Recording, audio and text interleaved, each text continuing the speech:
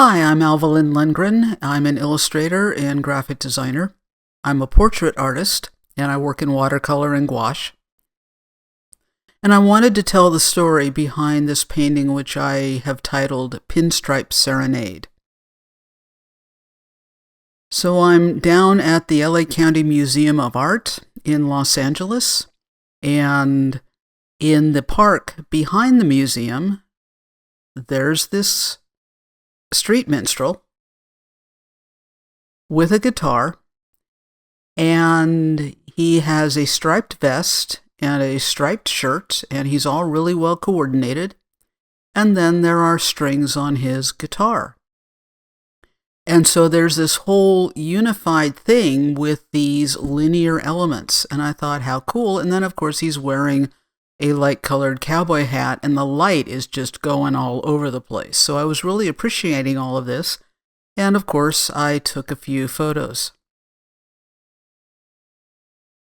And it was actually sometime later that I decided to do some sketching. So I pulled out the photo, and I started sketching a portrait, just a quick sketch pencil portrait of the musician, using the photo as a reference.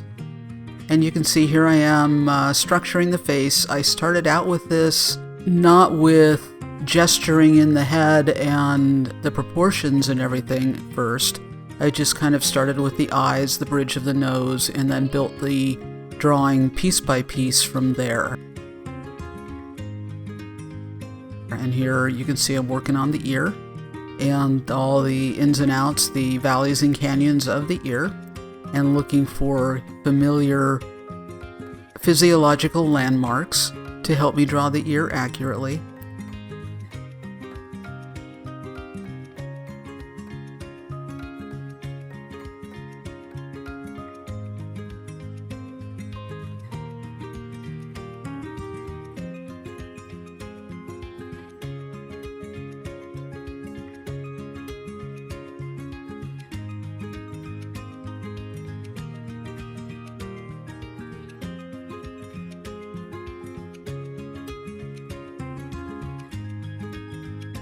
And I'm looking for the planes, I'm looking for the hairline, I'm looking for proportions. Notice I'm using the side of the pencil as well as the tip, so I'm changing the grip on my pencil quite a bit as I'm drawing. And the lines are really sketchy. I'm not an academic, fully rendered, really tight type of technique when I draw. It is very loose, and it's still substantial, and I still look at it as sculpting the form from the paper, so to speak. It's just really loose and really quick, and the strokes that I take are fairly what I call firm. I know what I'm doing. I know where I want the strokes to go, and so I place them where I want them to go.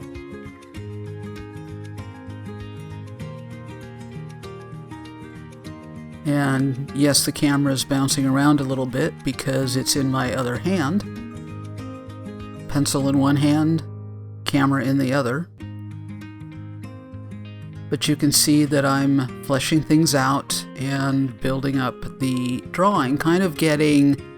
It's basically a quick study of his features, his appearance, the structure of his face, the expression, the light-dark patterning of the sunlit areas and the shadow, and of course the hat is just very slightly indicated with a gestural curved line.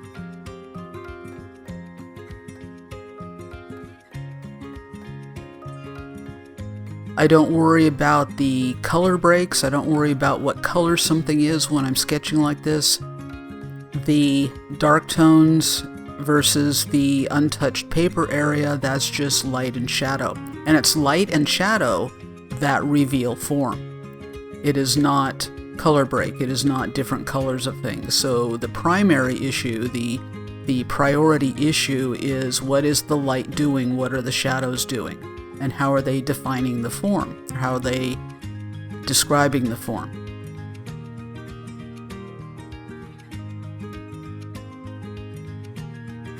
And this is the finished sketch, as such as it is, and this is the basis for the portrait painting. So here I've laid in the background of the painting in gouache. There's a lot of splatter, as you can see, and that's done with a toothbrush, just a basic toothbrush. And underneath are gouache brush strokes, and I'm not being very precious with anything. I did a geometric a circle in the background, and it's a rectangular portrait. And just to bring attention to the face, the head, and the light is going to bounce off the hat, as you'll see toward the end of the video. And I use frisket paper. Frisket paper basically masks off the figure area so that I can deal with the background first. And in a painting such as this, the background is probably a little more than 50% of the entire painting area. So here I've started to lay in the watercolor, and with portraits, I pretty much always start with transparent watercolor and then add gouache and then finish up with colored pencil. So it's kind of a 3 different mediums that all work together well. I don't work in oil paint or acrylic. I prefer watercolor and the bounce of light off the paper. And with the watercolor and the gouache, they're both water-based. Different binders, different characteristics, but the combination of the two work really well. And again, the background is all gouache, and now with the features, I'm starting to come in with the shadow areas after laying in kind of a mid-tone flesh tone and building up on top of my drawing. And my painting technique is very much a drawing technique. I'm using the brush kind of as I would a pencil. And so you can see that I'm using sometimes the tip of the brush, sometimes the side of the brush. The pigment, of course, flows off of the tip of the brush. The way I'm holding the brush, it's I'm almost drawing with it, and I'm very well aware this is just the way I work, and this is what it feels like to me. It feels like I'm drawing actually with the paint, although I'm painting. I start with the larger color areas and then add the light and shadow and the darker values of the colors to flesh out the form, just as I did in the sketch in my sketchbook.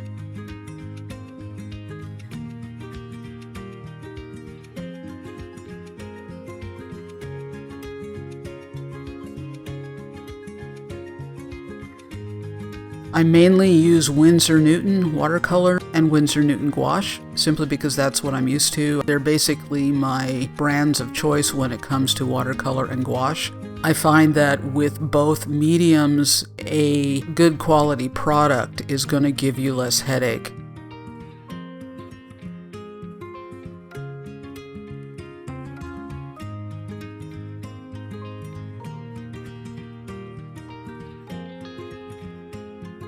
With the Winsor Newton brand, and I'm not getting paid by Winsor Newton or anything like that, but I do recommend Winsor Newton. And my second recommendation would be M-Gram on the gouache and the watercolor, and Schminky is another very good brand for gouache. But I mainly work with the Winsor Newton simply because I'm used to it, I know how it's going to handle, and I know how it's going to react to my technique.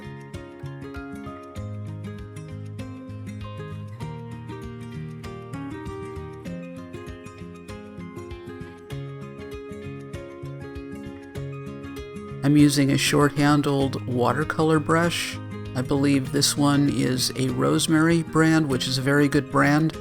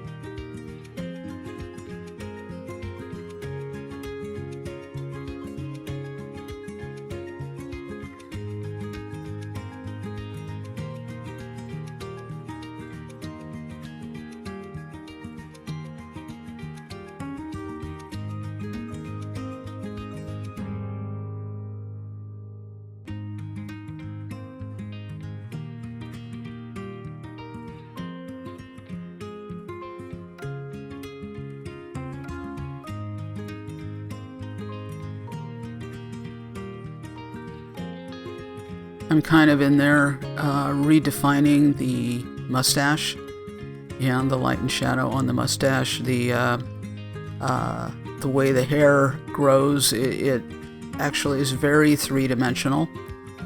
So I look for a top plane, I look for the bottom plane, and of course look for the side plane, and also the curvature around the upper lip.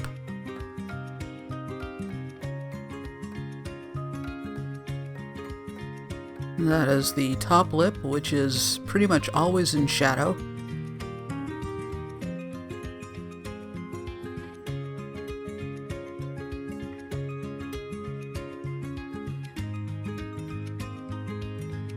So you can see I'm working on pulling out the dimensionality and separating one form from another. And there I am feathering the edges. I lay down the watercolor and then will kind of blot it or feather it out so it blends easily. My watercolor technique is pretty much never wet into wet, but it's a fairly dry technique. I don't work with a lot of water the way many watercolorists do. And I prefer more control of the pigment. And again, as I said, I'm basically sketching with the paints. I popped a little rose color into the tip of the nose. Gives it a little more lifelikeness.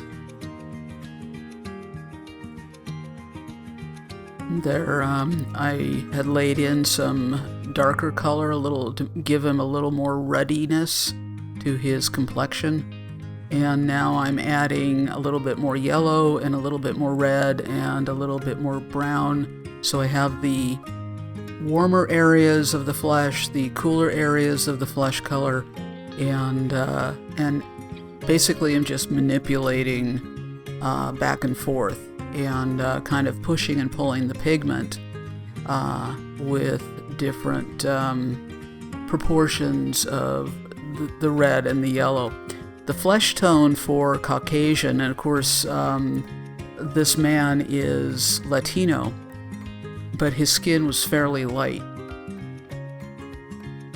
The colors I use basically for Caucasian or lighter pigmentation, less pigmentation in the skin. I start with Naples yellow as a base and add alizarin crimson, and then add some cooler browns and even some violets to create the shadows.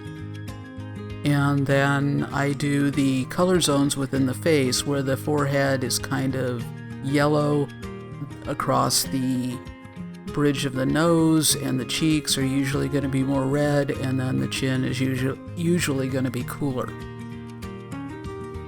And so within the, if you stare at anybody for any length of time and with the purpose of observing the color zones, you'll see the subtle changes in the undertones, the temperature, the color temperature from the forehead over the nose and cheeks area, and then into the chin. Here, of course, starting on the eye, laying in the iris and the pupil area. And eyes are never going to be exactly white, because usually they're in shadow.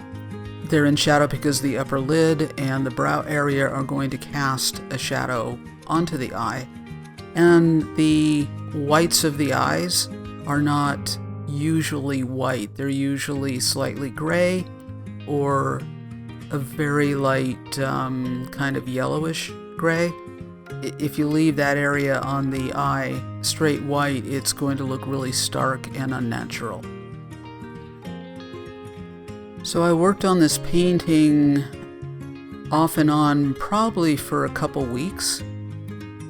And I didn't record the entire process because sometimes I forget to do that.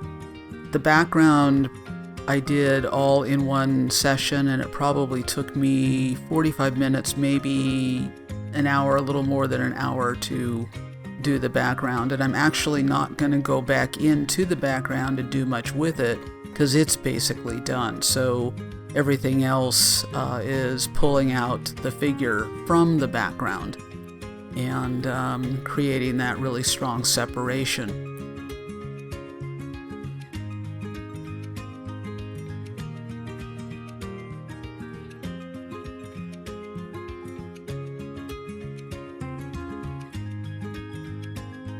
And the figure itself is fairly complex.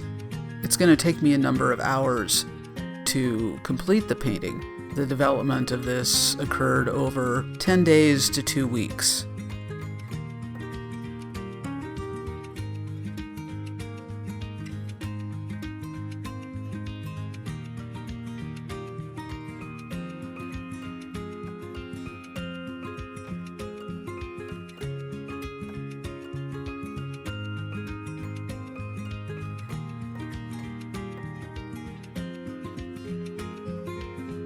Coming in with a much smaller brush and heavier pigment, darker value, a little less water on the eye.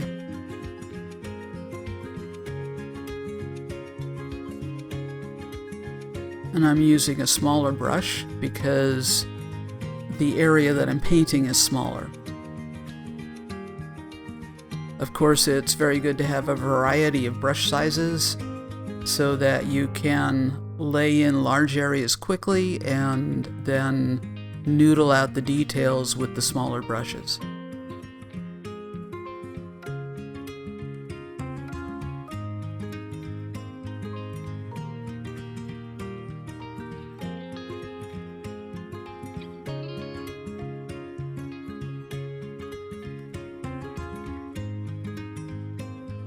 I mix color on a butcher tray rather than on a standard watercolor palette that has the compartments, because I find it's easier to mix color. I started out using the butcher tray and I've just pretty much stuck with it. So my palette looks really messy.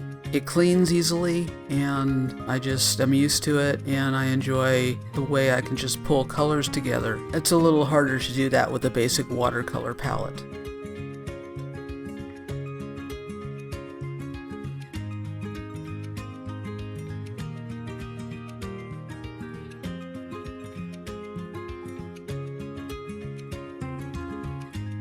Here I'm coming back in and lifting off some of the pigment just with a damp brush. The brush is larger, so it is going to be a little bit softer, and I'm just pulling up some pigment. And here I'm adding darker tones to separate the side of the head, the side of the face, from the front of the face. This will add more dimension. And again, working with the larger brush on this, I can cover a lot more area quickly.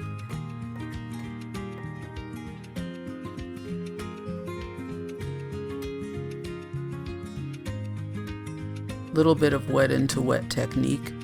So I'm adding some darker pigment into the area that I just painted before it has dried. So I do a lot of layering, but at the same time, I do a lot of pushing and pulling of the pigment on the paper.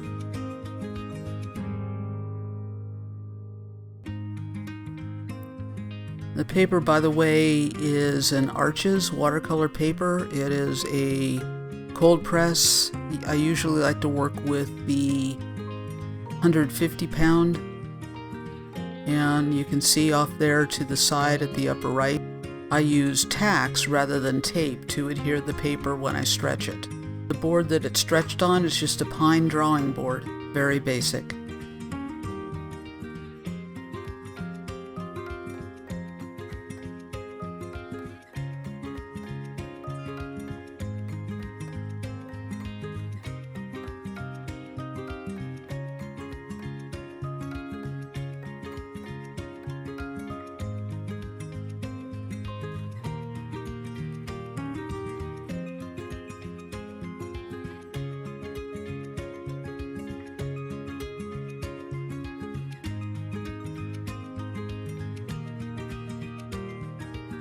Here is a still shot of the halfway point, and you can see that the face is further developed, and the hat has now been developed, and you can see how the white splatter that's on the background actually assists the hat to sort of glow in the direct sunlight.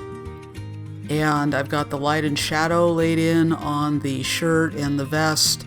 I've got the hands laid in, and they will be further developed, and I'm starting to work on the guitar. And here I have further developed the guitar, and of course we'll continue on toward finish. As I get closer to finishing, that's when I deal with the details, and so I'm a lot slower in the back half of the painting process than I am in the front half. I can say that the guitar and the pinstriping were the more detailed parts, and they took the longest amount of time, proportionately, in the entire development process. I'm laying in my signature with a lettering brush. It has really long bristles.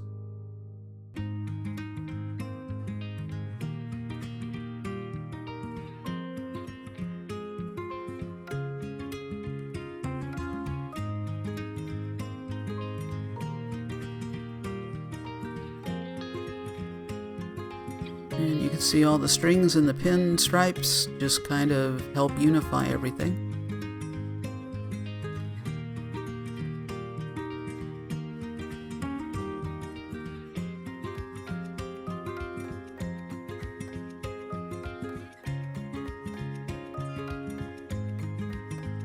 So we have the finished painting on the board, and there's the finished painting in a final photograph.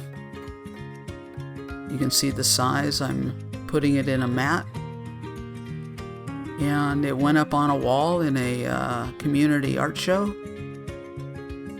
2 hats. Technique being scrutinized.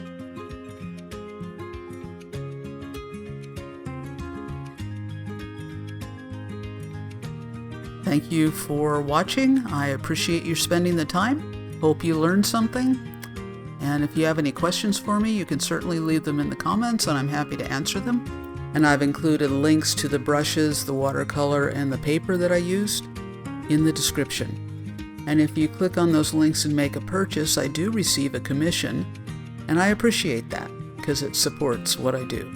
Thanks again, and I'll see you in the next one.